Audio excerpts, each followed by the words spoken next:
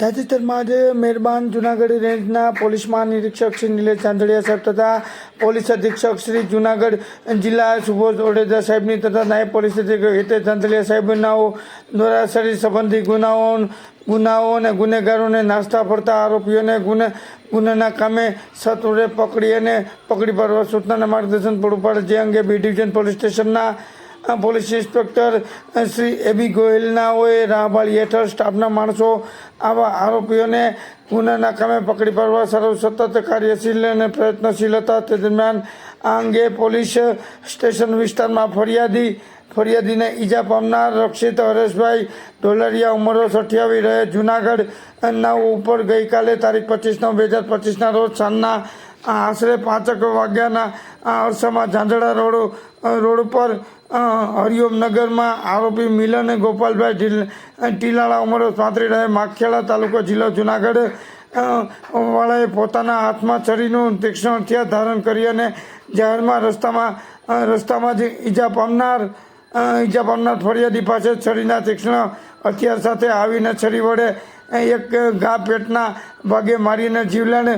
હુમલો કરી ઈજા કરતા ફરિયાદી ભાગતા જતા ફરિયાદીને પાછળના ભાગે દોડી આવી અને આજે તને જાનથી મારી નાખો તેમ કહી અને તેમના કહીને ફરિયાદીના ડાબા હાથ પર છરીનો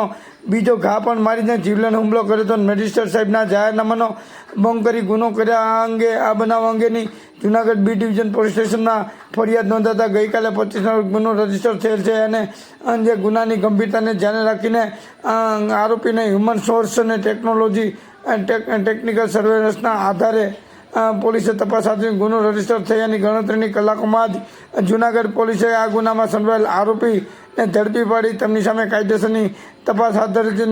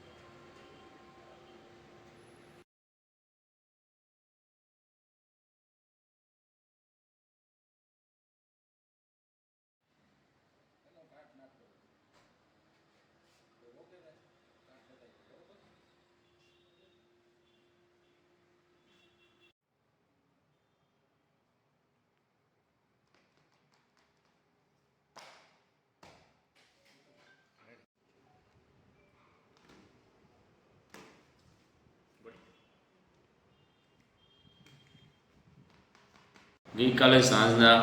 5 વાગ્યાની આજુબાજુ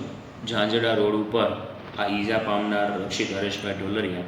કે જેને અગાઉ આરોપી મિલન ગોપાલભાઈ ટીલાળા સાથે બોલાચાલી થઈ જે બાબતે પરિવારના સભ્યોએ સાથે મળીને સમાધાન કરેલું તેની અદાવત રાખી અને ગઈકાલના રોજ તેમને જાનથી મારી નાખવાના ઈરાદે તેમના પેટના ભાગે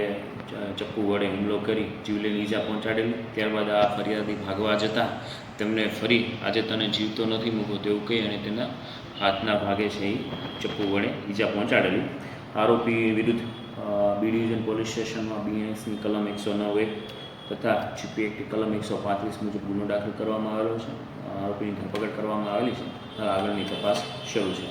સાહેબ આ બનાવનું આખું વિગત કઈ રીતે અને એના અગાઉની એમો છે આરોપીની કે કેમ? આરોપી કોઈ ગુનાહિત ઇતિહાસ ધરાવતો નથી, પરંતુ અગાઉ પારિવારિક જે ઝઘડો થયેલો તેની અદાવત રાખીને આ પ્રકારનું કૃત્ય કરેલાનો હાલ જણાઈ આવે છે.